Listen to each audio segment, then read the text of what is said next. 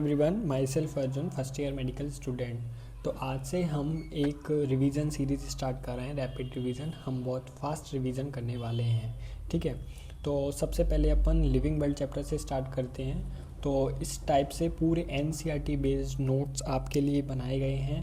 मैंने खुद से हैंड रिटन बनाए हैं और टेबल्स भी ऐड की हैं सारी, और एनसीईआरटी की टेबल भी ऐड की है। और आप समरी में भी कोई पॉइंट अगर मिस कर गए हैं या फिर आपने समरी नहीं पढ़ रहे चैप्टर्स की, तो मैं समरी भी कवर करूँगा। ऐसे ये इंपॉर्टेंट पॉइंट था समरी में जो आपने थ्योरी में नहीं पढ़ा होगा, तो वो मैंने यहाँ पे लिया है।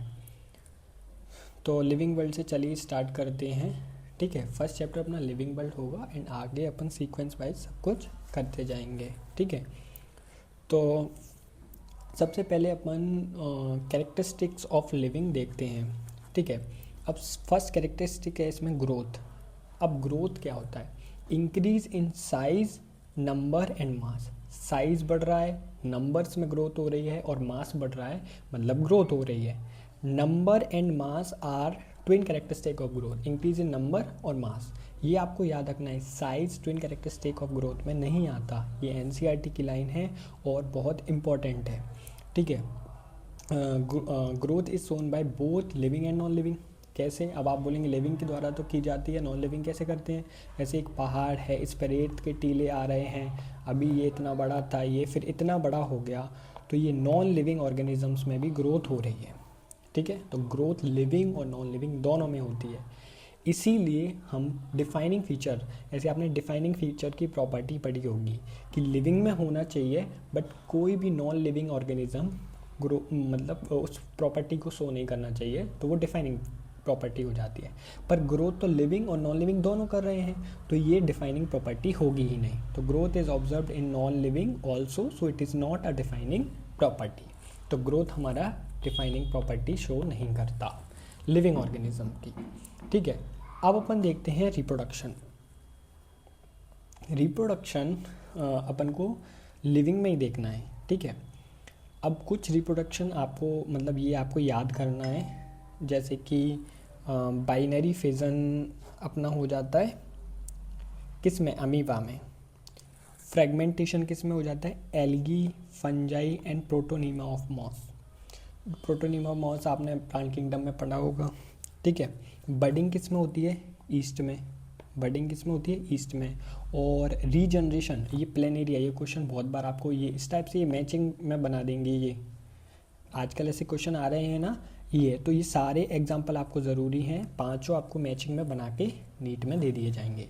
तो रीजनरेशन प्रॉपर्टी कौन शो करता है? प्लेनेरिया। और spore formation fungi and algae. तो एक बार आप इन सबको बोल लें आँख बंद करके, तो आपको ये अच्छे से याद हो जाएंगे, ठीक है। तो ग्रोथ, अब देखो रिप्रोडक्शन डिफाइनिंग प्रॉपर्टी शो करता है कि नहीं? देखो रिप्रोडक्शन किसी भी नॉन लिविंग में तो नहीं होता, लिविंग में ही होता है। बट कुछ लिविंग ऑर्गेनिज्म इसके एक्सेप्शन हैं, जैसे कि ऐसे कुछ मेल्स फीमेल्स हैं वो फर्टाइल नहीं होते, तो वो भी तो रिप्रोडक्शन प्रॉपर्टी शो नहीं कर रहे, तो ये नॉट डिफाइनिंग फीचर हो जाएगा रिप्रोडक्शन, ठीक है। अब ग्रोथ और रिप्रोडक्शन के कुछ इंपॉर्टेंट पॉइंट हैं, ये एनसीईआरटी से ही लिए हैं। जैसे कि growth and reproduction both are mutually exclusive in unicellular organism. जैसे कि अमीबा की बात कर रहे हैं, तो ग्रोथ और रिप्रोडक्शन दोनों एक ही इवेंट हो जाते हैं। मतलब ग्रोथ के साथ ऐसे रिप्रोडक्शन हुई तो वहीं उस ऑर्गेनिज्म की ग्रोथ हो गई, ठीक है। तो ये म्यूचुअली एक्सक्लूसिव हो गए, ठीक है। लेकिन हायर प्लांट्स और एनिमल्स की बात करें अपन, तो उसमें ग्रोथ और रिप्रोडक्शन सेपरेटली होती है। पहले बच्चा होता है फिर उसकी ग्रोथ होती है। ऐसे एनिमल्स में अपन अपनी ह्यूमन बींग्स में देख लें, पहले बच्चा हुआ, रिप्रोडक्शन से बच्चा हुआ, फिर अब उसमें ग्रोथ होगी धीरे धीरे। तो growth and reproduction both are exclusive, मतलब अलग अलग चीज़ें हैं, ठीक है। अब अपन मेटाबॉलिज्म देखते हैं। तो हमने दो प्रॉपर्टी देख ली, ग्रोथ और रिप्रोडक्शन, दोनों नॉट डिफाइनिंग प्रॉपर्टी हैं, बस ये दो ही नॉट डिफाइनिंग प्रॉपर्टी होती हैं। अब मेटाबॉलिज्म तो सबने पढ़ा होगा, दो तरह की होती हैं। मतलब आपने रिएक्शंस होती हैं ना, तो जितनी भी बायोकेमिकल रिएक्शन चल रही हैं अपनी, sum total of all biochemical reaction, उसे अपन मेटाबॉलिज्म बोलते हैं। Organism occurs in all living organism, किसी भी नॉन लिविंग में नहीं होती। हाँ, हम बाहर, देखो ये लिखा भी है इंडिविजुअल इन विट्रो रिएक्शन, मतलब वो लिविंग रिएक्शन होती हैं पर वो लिविंग थिंग नहीं है। इसीलिए मेटाबॉलिज्म हमारा डिफाइनिंग प्रॉपर्टी होता है, क्योंकि नॉन लिविंग जो रिएक्शन हो रही हैं वो लिविंग रिएक्शन तो हैं but not a living thing. ठीक है, हाँ। सेलुलर ऑर्गेनाइजेशन, ठीक है, तो सेलुलर ऑर्गेनाइजेशन में सेल इज अब सेलुलर ऑर्गेनाइजेशन डिफाइनिंग प्रॉपर्टी होगा, तो ये तो cellular organisation non living organism में तो हो ही नहीं सकता। पूरा ऑर्गेनाइजेशन आपने पढ़ा होगा, ये मैंने उससे लिया है सेल वाली चैप्टर से, cell is structural and functional unit of life. ठीक है, anything less than a cell does not ensure independent existence, ये आपने लाइन पढ़ी होगी सेल वाले चैप्टर में, वहाँ से ली है। ठीक है, तो सेलुलर ऑर्गेनाइजेशन भी हमारा डिफाइनिंग प्रॉपर्टी होता है, क्योंकि किसी भी नॉन लिविंग में सेलुलर ऑर्गेनाइजेशन नहीं होता कि सेल बना, सेल से अपने टिश्यू बने, टिश्यू से अपना ऑर्गन बना, ऑर्गन से ऑर्गन सिस्टम बने। ठीक है, ऑर्गन सिस्टम से एक ऑर्गेनिज्म बन गया। तो ये पूरी डिवीज़न ऑफ लेबर किसी भी नॉन लिविंग में नहीं होती। ठीक है, अब आ जाइए आप कॉन्शियसनेस पे। Consciousness shown by all living organism, कोई भी नॉन लिविंग ऑर्गेनिज्म कॉन्शियसनेस नहीं शो करता। अब देखो ऑर्गेनिज्म, अब कॉन्शियसनेस में क्या रिस्पॉन्स होता है, फिजिकली किसी में थप्पड़ मारा आपने, केमिकली या फिर बायोलॉजिकल स्टिमुलाई। ठीक है, अब ऐसे कॉन्शियसनेस से प्लांट्स में ऐसे आप देख सकते हैं effect of light on reproduction seasonal breeders, जो ऐसे सीजनल ब्रीडर्स होते हैं ना, उन पे इफ़ेक्ट होता है लाइट का, जो सीजनली ब्रीड करते हैं। ठीक है, और अपन ने ह्यूमंस में देखा होगा, अपन सेल्फ कॉन्शियस होते हैं बहुत ज़्यादा हैं, ह्यूमंस सेल्फ कॉन्शियस होते हैं, आपने देखा होगा अच्छे से, मतलब आप अपन खुद ही हैं। ठीक है, comma patient on bed is living, ऐसे कुछ लोग बोलते हैं, मतलब कॉमा पेशेंट, आपका ये क्वेश्चन आ गया, ये स्टेटमेंट आ गया नीट में कि comma patient on bed is living, और एक स्टेटमेंट डेड, मतलब ऐसे डेड करके दे दिया तो वो फॉल्स हो जाएगा। कॉमा पेशेंट जो बेड पे है वो लिविंग है। ठीक है, तो देखो हमने क्या पढ़ा, ग्रोथ और रिप्रोडक्शन नॉट डिफाइनिंग फीचर हो गए, और मेटाबॉलिज्म, सेलुलर ऑर्गेनाइजेशन और कॉन्शियसनेस, ये तीनों अपने डिफाइनिंग प्रॉपर्टी हो गए। क्या हो गए, defining property of living organism. ठीक है, हाँ।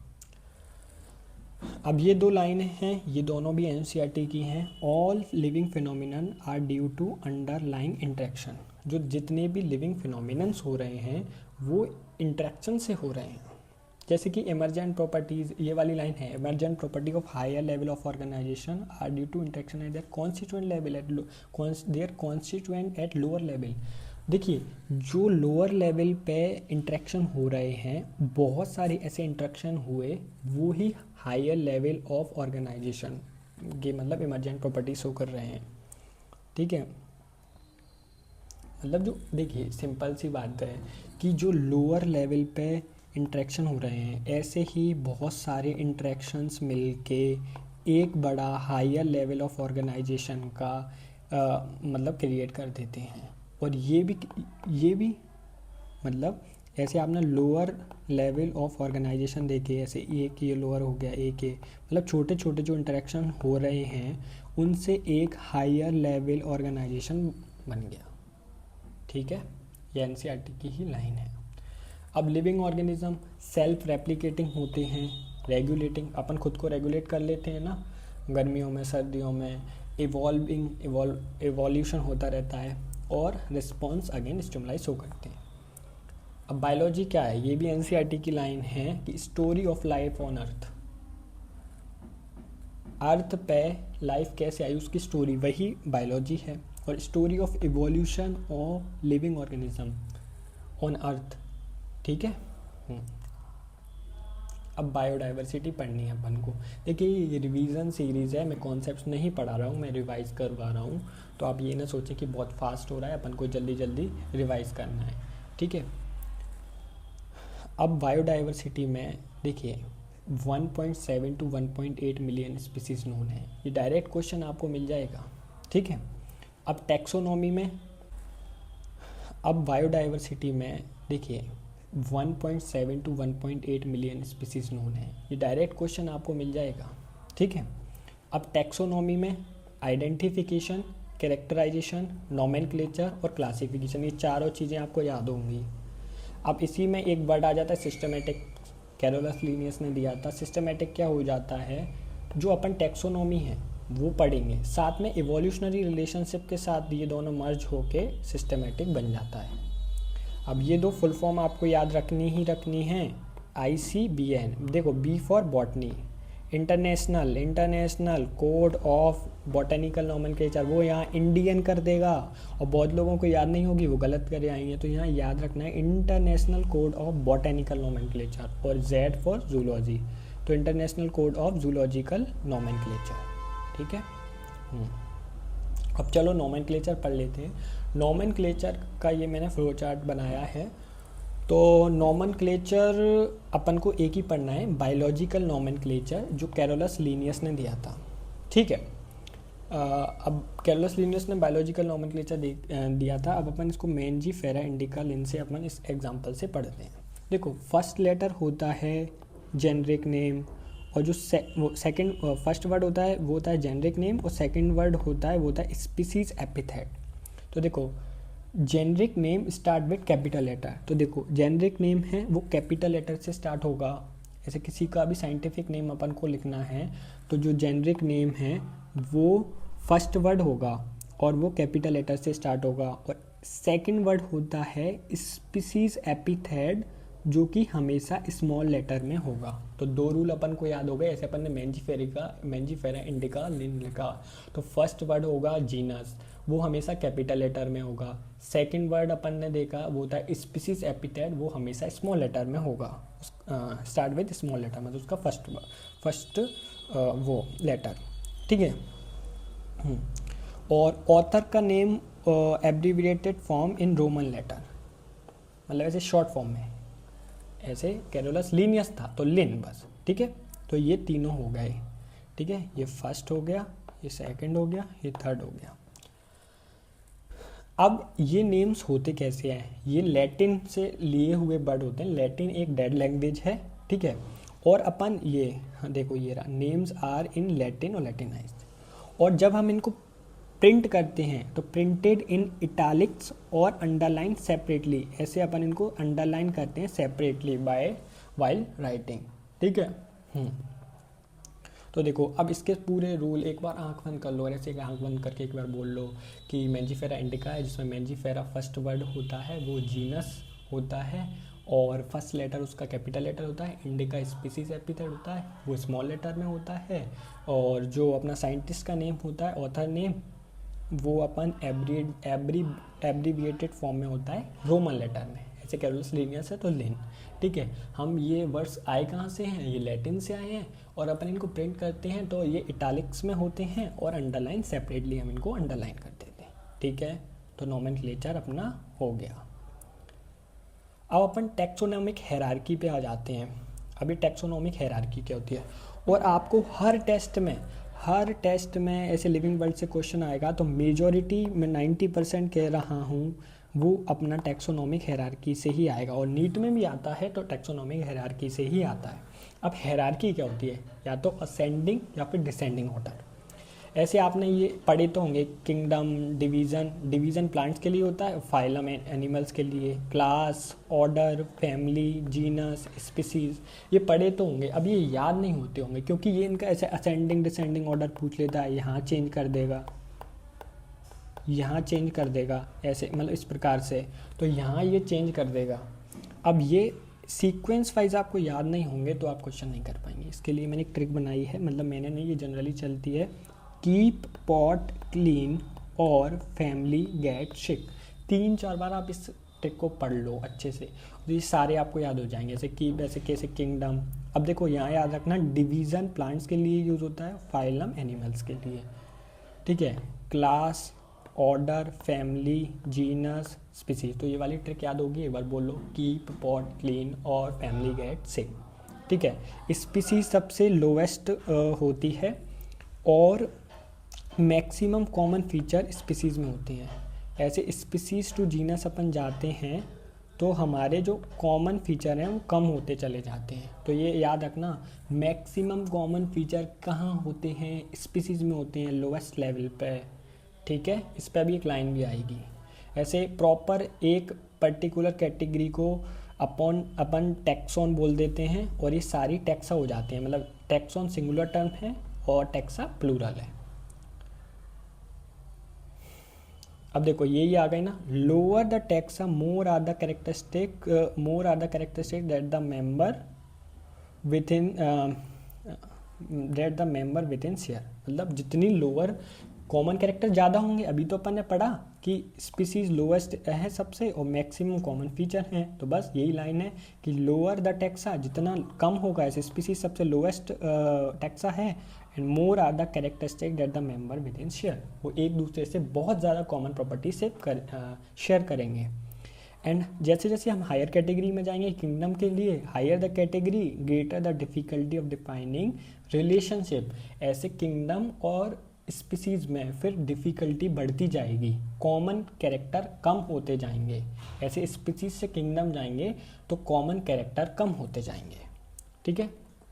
अब एक और ये बहुत इंपॉर्टेंट लाइन है, ये स्टेटमेंट आपको मिल जाएगा, इसमें कुछ चेंज कर देंगे कि टैक्सोनॉमिक कैटेगरीज और या फिर groups are distinct biological entities, मतलब ये बहुत सारे फीचर्स से लिए गए हैं, मतलब टैक्सोनॉमिक कैटेगरीज बनाई गई हैं, सिर्फ मॉर्फोलॉजिकली इनको देख के नहीं बना दी गई।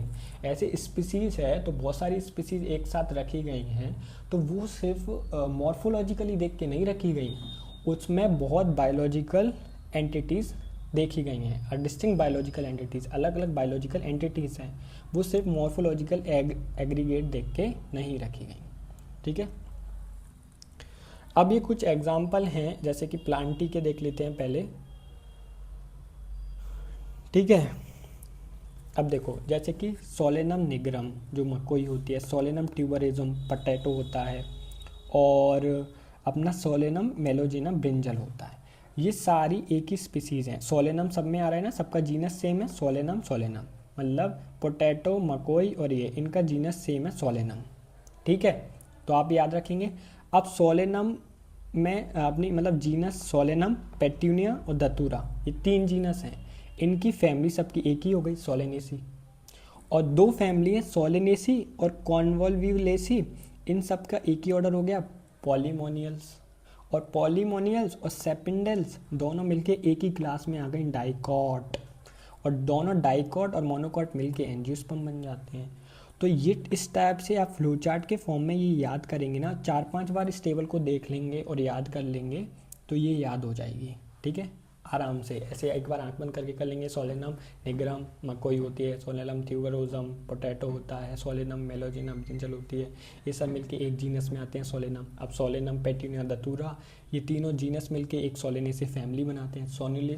सोलेनेसी और कॉन्वोल्वुलेसी मिलके एक ऑर्डर बना लेते हैं पॉलीमोनियल्स और सेपिंडल्स मिलके एक क्लास बना लेते हैं डाइकोटिलिडन, और डाइकोट मोनोकोट मिलके एंजियोस्पर्म बन जाते हैं। सेम फॉर एनिमल्स, ऐसे पैंथर लियो, पैंथर पार्डस, पैंथर टिग्रिस, ऐसे टिग्रिस हो गया टाइगर, पैंथर लियो लायन हो गया, ये मिलके सब बना लेते हैं अपना एक ही जीनस में आ जाते हैं पैंथरा में। ऐसे फैलिस, ठीक है। अब ये फैलिडी, अब देखो ये फैमिली है फैलिडी और कैनिडी, फैलिडी और कैनिडी मिलके प्रिमिटा, मतलब जो प्रिमिटा ऑर्डर बना देते हैं, ठीक है। और प्रिमिटा और कार्निवोरा मिलके हाँ एक क्लास बन जाती है मैमेलिया, उससे पहले वाली कैटेगरी का। ऐसे फैमिली क्या है, ग्रुप ऑफ जीनस, ऐसे क्लास क्या है, ग्रुप ऑफ ऑर्डर, बस सिंपल, ठीक है। अब एक और पॉइंट है जो एनसीईआरटी का ही है कि family are characterise on the basis of vegetative और रिप्रोडक्टिव कैरेक्टर। सिर्फ वेजिटेटिव या फिर सिर्फ रिप्रोडक्टिव कैरेक्टर नहीं, बोथ फैमिलीज कैरेक्टराइज कैसे होती हैं, बोथ वेजिटेटिव और रिप्रोडक्टिव कैरेक्टर्स को देख के। Generally order and higher categories are identify based on aggregates of character. जो हायर कैटेगरीज होती हैं उनमें अपन जनरली कैरेक्टर्स देख के आइडेंटिफाई कर लेते हैं। अब ये टेबल बहुत इंपॉर्टेंट है, इससे आपको ज़रूर सवाल मिलेगा। ऐसे मेंस मतलब होमोसेपियन बोलते हैं, तो इसका जीनस हो गया होमो, और family Hominidae, order Primata, class Mammalia, phylum Chordata. ऐसे हाउस फ्लाई का आपको मस्का डोमिसा, इस टेबल को आप 4-5 बार, इस टेबल को भले ही आप अपनी दीवार पर चिपका लें, इससे सवाल आपको देखने को मिलेगा। एक टेक्सोनोमिक हायरार्की से ज़्यादा सवाल आता है और एक इस टेबल से। ऐसे हाउस फ्लाई को बोलते हैं मस्का डोमेस्टिका। देखो इसकी ट्रिक इसलिए नहीं बताई कि ये 4 एग्जाम्पल हैं, चारों में आप कंफ्यूज हो जाते, तो ट्रिक्स भी अपन को लिखनी है, पर आपको अपने पे ध्यान मतलब सोचना है ध्यान से कि ज़्यादा ट्रिक याद करेंगे तो एग्ज़ाम में मतलब ठीक से रिकॉल नहीं होता है, ऐसा मेरा मानना है। आपको अगर इसकी लिखनी है तो लिख सकते हैं। ऐसे मैंने उसकी बता दी कि पोर्ट्स क्लीन और फैमिली गेट सिक, तो वो ठीक है। अब इसको आप जनरली एग्जांपल्स को लिख लिख के ज़्यादा करने की कोशिश करें। तो ये आपको ये भी नहीं याद हो रही, इसकी ट्रिक चाहिए तो मैं इस पर वीडियो बना दूंगा, आप बता देना। होमोसेपियन हो गया, चलो मस्का डोमेस्टिका, ऐसे जीनस हो गया मस्का, फर्स्ट वर्ड अपन ने देखा था मस्किडी, फैमिली हो गई डिप्टेरा, ऑर्डर हो गया इंसेक्टा, क्लास हो गया फाइलम ऑर्थोपोडा। ऐसे मैंजीफेरा का तो अपन देख के आइए, मैंजीफेरा इंडिका में मैंजीफेरा जीनस, एनाकार्डिएसी फैमिली हो गई, सेपिंडेल्स अपना ऑर्डर हो गया, डाइकॉट, डाइकॉट होता है मैंगो डाइकॉट, और एंजियोस्पर्म। ऐसे वीट हो गया ट्रिटिकम एस्टिवम, ट्रिटिकम उसका जीनस हो गया, फैमिली पोइसी, ऑर्डर पोल्स, मोनोकॉट होते हैं, वीट मोनोकॉट होता है, ये बिल्कुल याद रखें, ठीक है, और एंजियोस्पर्म्स, ठीक है।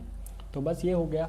अब आपने कुछ समरी इसकी मतलब पढ़ी हो तो अच्छी बात है, नहीं पढ़ी तो उसमें थ्योरी में ऐसी चीज़ यूनिक मिली है जो थ्योरी में नहीं दी, यहीं मिलेगी। तो ये लाइन से स्टेटमेंट आ सकता है कि range of organism in terms of size, colour, habitat, ये आपको याद रखना है। Size, colour, habitat, physiological and morphological feature make us seek the defining characteristic. ये सारे कैरेक्टर मिलके अपन उसको बता पाते हैं कि वो डिफाइनिंग कैरेक्टरिस्टिक है ऑफ लिविंग ऑर्गेनिज्म, ठीक है। ये सब देखना पड़ता है मतलब बहुत रेंज में, ठीक है। तो ये लाइन आपको ये देखिए ये दे रखी है, एनसीईआरटी की समरी से ही ली गई है, लिविंग वर्ल्ड से, ठीक है। और ये आपको सीरीज़ मतलब इस तरीके से फास्ट अपन रिवाइज करेंगे। इसमें मैंने ऑलमोस्ट एनसीईआरटी का सब कुछ आप कवर कर लिया है। मतलब आप कहीं का भी टेस्ट वगैरह देते हैं तो आपके ऑलमोस्ट इसके क्वेश्चन कवर हो जाएंगे। आप इसके PYQs कर लें, और आपको PYQs की भी वीडियोस चाहिए तो मैं ले आऊँगा PYQs की, अपन PYQs भी